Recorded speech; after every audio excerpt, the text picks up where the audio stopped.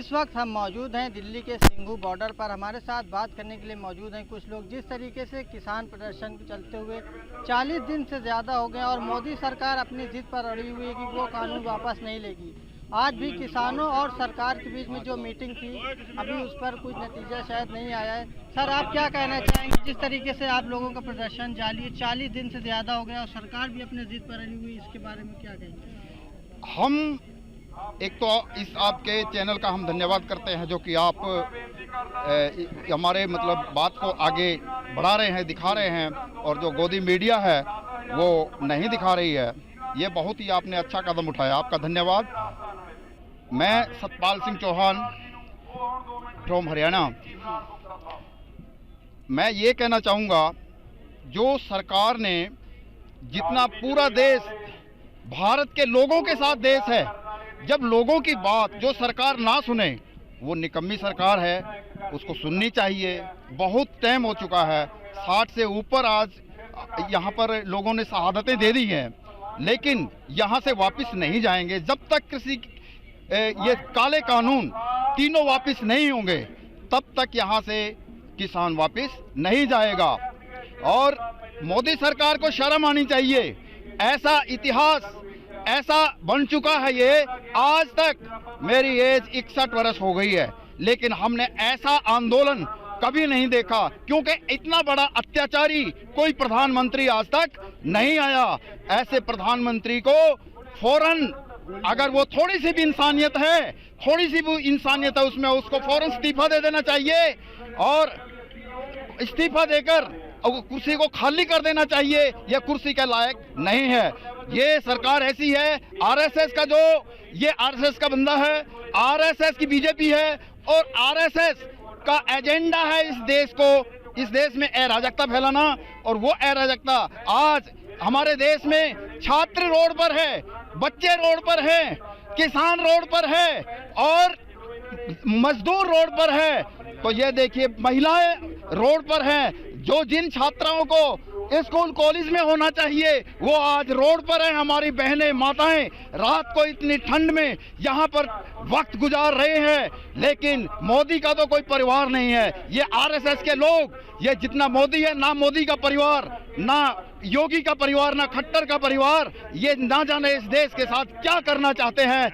ये आज हमारा देश एक हो रहा है, ये बहुत, मैं उनको सल्यूट करता हूं। जो किसान आंदोलन में आज ये जो जितने लोग इतने दिनों से बैठे हुए हैं, ये सल्यूट है उन माताओं को, बहनों को जो ऐसा इतना संघर्ष कर रहे हैं। और मेरे आखिरी यही है कि जो मोदी सरकार है, मोदी सरकार के पूरे पन्ने खुलते जा रहे हैं। जो इस भारत का नागरिक है, हर एक नागरिक को जो ये सरकार है, हर नागरिक का लॉस है। जो ये किसान आंदोलन सिर्फ किसान आंदोलन के लिए नहीं है, जो इस भारत का नागरिक है, ये सबके लिए आंदोलन है। सब रोटी खाते हैं, किसान से हर एक नागरिक की थाली में रोटी आती है, और उसको ये हम सबकी जिम्मेदारी है। हम भारत के लोग, जब कॉन्स्टिट्यूशन बना उस टाइम में हमने शपथ ली थी, हमारे पूर्वजों ने शपथ ली थी कि हम भारत के लोग उसको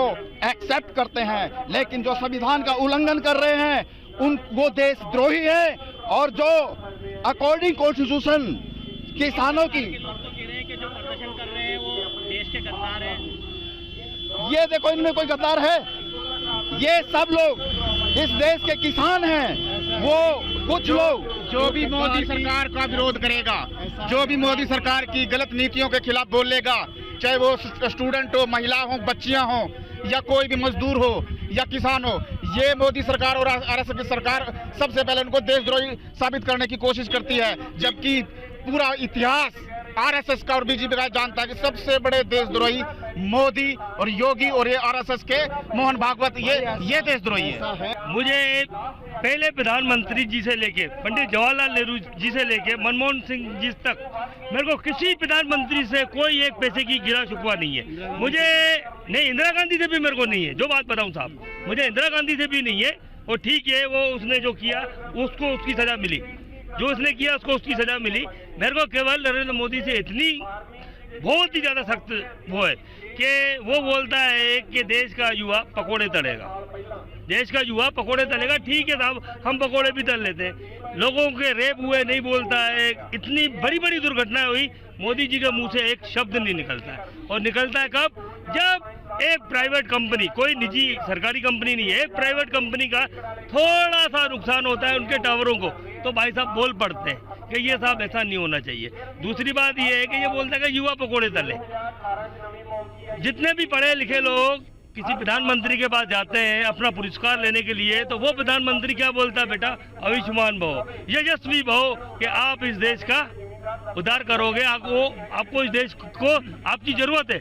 और ये प्रधानमंत्री नरेंद्र मोदी जी क्या बोलते हैं? बेटा कितना भी पढ़ लो, कितना भी लिख लो, लेकिन मैं बेटा आखिरी में आपको पकोड़े तलने पड़ेंगे, और कुछ नहीं है आप लोगों के लिए।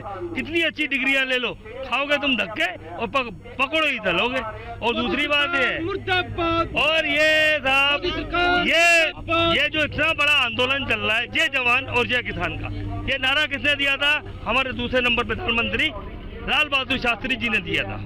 लाल बहादुर शास्त्री जी ने इसलिए नारा दिया था कि इन्होंने साहब नोटबंदी कर दी, ये कर दिया, वो कर दिया। उस टाइम में लाल बहादुर शास्त्री जी के टाइम में एक पड़ोसी देश हमारा बहुत ही ज्यादा अमेरिका और क्या कहते हैं चाइना के दम पे खूब उचक रहा था।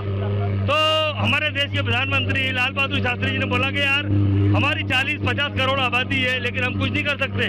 तो उनके सलाहकार उनको बोलते हैं, बोला सर अगर अपन इस सन 62 में युद्ध करके आए, फिर अपन 65 में युद्ध करेंगे तो हमारा देश में भुखमरी आ जाएगी, हमारे देश में अर्थव्यवस्था बिगड़ जाएगी। तो बोलता है इससे निपटने के लिए उन्होंने अपने निजी साधन कम किए, अपनी सुविधाएं उन्होंने खुद कम की। बोला मुझे मेरी बीमार पत्नी है, मैं उसकी खुद सेवा कर लूंगा, मेरे पास 2 धोती और 2 कुर्ते हैं, मैं खुद पहन लूंगा। कहीं दूर जाना होगा तो मैं पैदल जाऊंगा, और उसके बाद अगर कहीं हवाई जहाज से जाना होगा तो मैं बस से जाऊंगा। और ये प्रधानमंत्री अपने ऊपर बेशुमार दौलत लुटा रहा है, लेकिन इससे कोई पूछने वाला नहीं है, कोई कहने वाला नहीं। बस ये जो बोलता है कि बस मैं जो बोल दूं वो सही है, बाकी जो बोले। आंदोलन जो चल रहा है आज, जो मीटिंग है, अगर आज कुछ नतीजा नहीं निकल तो आप लोग आगे क्या कदम उठाएंगे? अरे वो तो हम लोग को मन बना ही चुके हैं भाई, यहाँ भले 4 महीने लगे या 6 महीने लगे या साल भर लगे, यहाँ तो अभी क्या है, ये सब ये दूसरा शाहीन बाग 2 नहीं बनने देंगे इसको, किसी चक्कर में हो ये मोदी सरकार या एडमिनिस्ट्रेशन। इसको शाहीन बाग 2 नहीं बनने देंगे कि हम एक ठिकाने पर रुककर और ये शाहीन बाग के जैसे डिस्पर्स हो गए 3 महीने 6 महीने के बाद, तो इसको शाहीन बाग 2 नहीं बनने देंगे किसी चक्कर में हो। हम अगर कल आज हमारी बात बनती है ठीक है, 26 जनवरी को हम दिल्ली के अंदर जाएंगे और ये प्रेशर पॉइंट हम छोड़ने वाले नहीं है। ये 26 जनवरी को हम लोग दिल्ली के अंदर जाएंगे। आरएसएस विंग जो किसान की सभा है वो लोग कह रहे कि हम गांव-गांव जाकर किसानों को समझाएंगे कि ये कानून। वो कौन से किसान? अरे भाई कोई ऐसा है, कोई समझने समझाने वाला किस्सा नहीं रहा। अब वो किसान नहीं है, वो आरएसएस का कैडर है जो किसान बन रहा है। जो असल किसान है उसको पता है कि ये हमारे डेथ वारंट है और ये इशू हो चुके हैं, डेथ वारंट ही खत्म होने वाले हैं। किसान जो असल में किसान होगा वो कभी भी इसके साथ नहीं आएगा। इसको शाहीन बाग 2 नहीं बनने देंगे, इसकी गर्दन में ना अच्छी तरह कील फंसा देंगे किसी चक्कर में हो।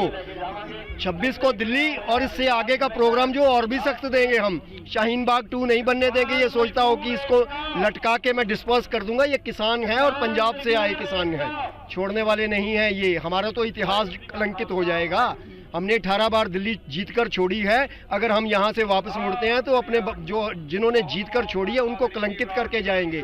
हम मर जाएंगे लेकिन वापस नहीं मुड़ेंगे। इसके गर्दन में ना अच्छी तरह अंगूठा देकर। और इससे बीजेपी के नेताओं का जिस तरीके से बयान आ रहा है, आपके पंजाब से ही एक बीजेपी के नेता का बयान है कि जो किसान आंदोलन पर गए इनको आंदोलन। आपने बोला नहीं कि भाई बीजेपी के नेता किसानों के अपोजिट बयान दे रहे, ठीक है नहीं? ये क्या है, ये इन लोगों की सबकी नस दबी हुई है, ये बड़े बड़े घोटालों में फंसे हुए हैं। अगर ये बीजेपी का साथ नहीं देंगे तो इधर कुआं है इधर खाई है। लेकिन ये क्या है, ये चाहे वहाँ से छूटने को तैयार बैठे हुए हैं, लेकिन वो क्या करेंगे, वो बहुत बड़े क्लेम में फंसे हुए हैं, इसलिए मजबूरी बन गई उनकी बीजेपी और आरएसएस का साथ देना। बाकी कोई भी बीजेपी के इसमें पक्ष में नहीं है।